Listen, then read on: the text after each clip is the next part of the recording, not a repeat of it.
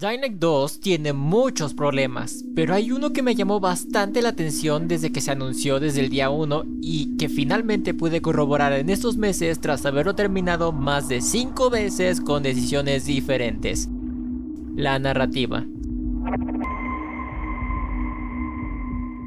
Sé que mucha gente cree y relaciona que los videojuegos están hechos para relajarse, desestresarse o simplemente como una ruta de escape del estrés del día a día. Sin embargo, desde hace mucho tiempo se dio que los videojuegos deberían ser considerados obras de arte, ya sea por su estilo audiovisual, la música, el cómo ésta se correlaciona con el entorno o situación activa en el juego, las mecánicas o incluso las enseñanzas y temáticas que exponen al público que hacen que uno reflexione. Esto si son buenas historias o situaciones con algún enfoque en la realidad. Dying Light 2 fue anunciado como un juego de mundo abierto y con una historia compleja y con decisiones que afectaban al transcurso de esta, pero no fue lo que esperábamos.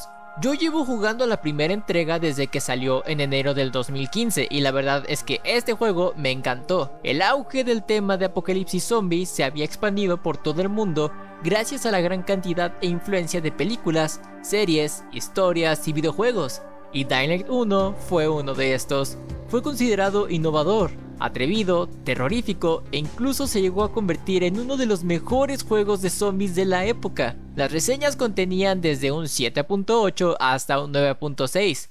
Obvio, todo depende del punto de vista de las personas y según en los aspectos en los que se enfocaban, pero en trailers, gameplays y eso, no mencionaron nada acerca de tener una historia profunda, trágica o romántica o cómica, o que pudiera cambiar según distintos factores del juego. O sea, no importaba si tenías un palo con clavos o un hacha de 3 filos flamable con un mango corto y un cubito de hielo para congelar a los zombies y que eso pudiera afectar en la historia en algo.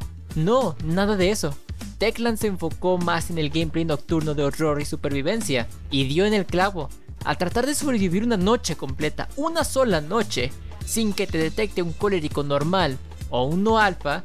Ojo, los coléricos alfa son estos monos azules de aquí atrás, que aparte de ser más fuertes que un colérico normal y ser más rápidos, estos fulanos te detectaban incluso si llevabas el camuflaje zombie puesto. Es decir, o te adaptabas a usar el sigilo, o sacabas una escopeta de 5000 de daño para eliminarlos y hacer una montaña de estos, o te quedarías en la calle siendo devorado por un colérico alfa de la forma más sangrienta y gore posible. Estuvo muy bien el juego. El gameplay de parkour, canciones, trailers, el horror que daba estar en la noche, todo estuvo excelente. La historia debo admitir que me gustó. No fue una obra de arte de 5 estrellas o algo revolucionario, y tenía sus puntos de relleno, pero en general logró representar la crueldad del ser humano ante sus semejantes en un apocalipsis zombie, y eso estuvo genial. Y cómo olvidar al carismático Kyle Crane, quien tras empezar en la historia siendo un agente del SAI, al final decidió abandonar su trabajo para ayudar y proteger a la gente inocente. Pero, a pesar de que sea un buen personaje al que supongo que la mayoría de nosotros le agarramos muchísimo cariño, nunca le volvemos a tomar importancia a él o a su historia una vez que terminamos el juego, tanto el principal como el DLC. Ahora, tomando lo anterior en cuenta, pasemos al E3 del 2018. La empresa Techland nos reveló un poco del juego de Dying Light 2 y que este mismo saldría en 2020. Y además de mostrar mecánicas nuevas, el parkour mejorado, el estilo audiovisual distinto y demás, nos enseñaron que la historia se vería afectada ahora por las decisiones que realizaríamos a lo largo de las misiones tanto principales como secundarias, lo cual en un inicio se pensó que sería algo estilo Fallout, y la verdad es que mucha gente no estaba convencida de esta idea en un inicio, hasta que mostraron los verdaderos cambios que estas decisiones toman en los mapas. Y la verdad es que esto era algo espectacular y generó muchísimo, pero muchísimo hype. Después mostraron más videos de cómo podrían afectar las decisiones que elegías, los cuales influían para modificar el trayecto de estas mismas. Por ejemplo, cómo pasar de abrir una puerta y luchar contra un animalón grande de 2 metros que te noquearía de un golpe, a dejarla cerrada e irte con un fulano distinto que te iba a ayudar a salir de la ciudad. Hace casi más de 3 meses que salió el juego y vamos a hacer comparaciones con una de estas misiones. Si quieres hacer esta misión por ti mismo o por ti misma, sáltate hasta este minuto que estaré dejando en pantalla para evitarte los spoilers. Si no, quedas advertido o advertida. El problema que esta misión nos plantea es que un superviviente está enfermo debido a que bebió agua contaminada o envenenada, y van a reclamarle a este señor de aquí para preguntarle que si estaba bien de la cabeza, que si estaban peleadas las comadres o algo por el estilo, pero nadie tiene pruebas para saber esto, así que ya adivinarás quién va a entrar en escena. Así es, tú.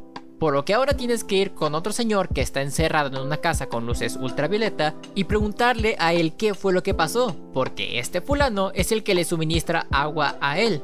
Después de que vas y le haces otro trabajo al señor de las luces, limpiar la zona de zombies, no sean mal pensados. Este te dice que en realidad sí se contaminó el agua que tenía, porque le cayeron zombies a su tinaco de agua. De hecho, tenía dos tinacos, uno con agua purificada y otro con un mojito de zombie especial para eliminar a los renegados que vivieran por la zona. Y al momento de que se vio con su cliente para venderle agua, le dio la botella de agua equivocada y de ahí surgió el pleito. Además, al momento de que estos dos comerciaron, este señor le dio harina mezclada con cemento, o sea, lo transeó o lo estafó, por lo que dejó de que este señor se fuera con su vasito de agua para que este se lo tomara y este se petateara. Sin embargo, no tomó en cuenta de que él no se lo iba a tomar, sino que otra persona. La decisión importante a tomar aquí es si decir la verdad en el bazar con la posibilidad de que eliminen al vendedor de agua original, o decides que el fulano al que están culpando al inicio lo envenenó.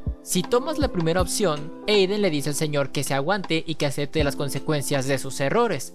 Le da un ataque de rabia al señor y empieza a pelear contigo. Después llegas al bazar y aclaras las cosas con el resto de personas, pero la que estaba envenenada lamentablemente hace despawn de este mundo. Aclaración, despawn es lo mismo que esto, y si lo menciono es de que muchas palabras fuertes las detecta YouTube y las censura y mete strikes en los canales, así que espero que lo entiendan. Mientras tanto, si eliges la segunda opción, el señor te dice que su casa es tu casa y te vas tranquilo. Después llegas al bazar y le dices a la gente que la culpa fue de este señor y proceden a dejarlo como toalla en tendedero. Independientemente de la decisión que hayas tomado, no puedes volver a hablar con ninguno de los dos fulanos para nada, ni siquiera una pequeña conversación.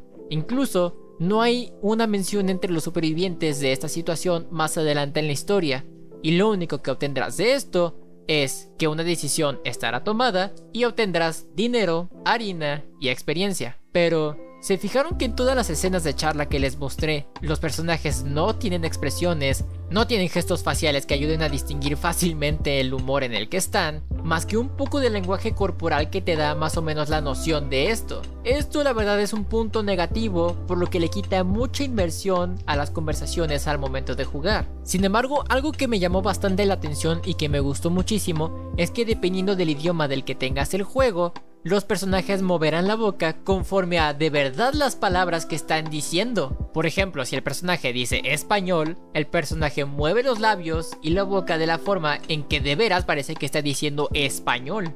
Escuchas al tipo que me vendió harina mezclada con yeso. Si no eres ladrón, ¿cómo estás con los infectados? Necesito deshacerme de esas cosas de allá abajo. Y eso es un punto a favor que más o menos nivela la balanza. Ahora pasémonos al doblaje. El elenco es muy bueno y sí me gustó. Chris Pratt de Jurassic World, Fiona de Shrek o la voz de Cameron Díaz muy recurrente. Es muy bueno en general las actuaciones, pero hay algo con los saqueadores y con una misión de Aiden que no me terminan de convencer. Por ejemplo, chéquense esta escena de Aiden donde se supone que está rapeando. Ese es el lado oscuro de esta asquerosa ciudad. Con líderes que dan pena de verdad. No hay esperanza, a nadie le alcanza. ¡Oh, sí! Ahora ya habiendo dicho esto, pasémonos con el lado de los renegados. ¿Soy yo o este tipo parece que está estreñido? ¡Mal bribón! ¡No te detendremos! Sé que esto mismo pasa en la versión de inglés, pero aunque son estudios, directores y elencos muy diferentes y muchos factores a tomar en cuenta para el doblaje, pudieron haberle hecho como en el anime Kami Can't Communicate. Quizá no cambiar las palabras por modismos mexicanos, ya que el juego está doblado para Latinoamérica en general, pero aún así le dieron toques o enfoques ligeramente diferentes a los personajes en la serie sin perder la esencia. Pero la verdad es que en una conversación como esta, no te tomas en serio nada. Un segundo. ¿Boxers o calzoncillos? Con las libres, siempre. ¿Ves? Te lo dije. Bueno, ojalá que en los próximos DLCs mejoren muchísimo la calidad de esto, ya que me da tristeza que a pesar de los avances tecnológicos y todo esto, existen otros juegos más pequeños y menos complejos que dan más inmersión en la historia que este mismo Dying Light 2. Porque en realidad si vas a comprar un juego por la historia, necesitas sentirte de que tenemos que estar en los mismos zapatos del personaje, tenemos que ponernos en su misma situación, por ejemplo, y que ese escapar del manicomio, pelear con criaturas enormes, luchar con titanes, que se sienta tanto en el control, en el teclado y en la sangre, tiene que impactar al jugador como tal, no simplemente tiene que hacerlo a un lado.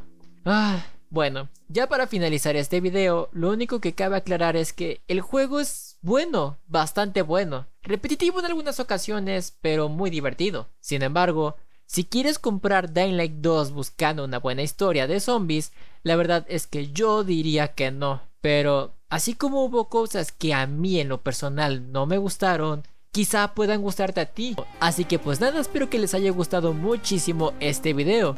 Si te gustó, te sirvió o te interesó, te invito a que dejes tu delicioso like, ya que con esto nos demuestras de que quieres seguir viendo más videos como estos.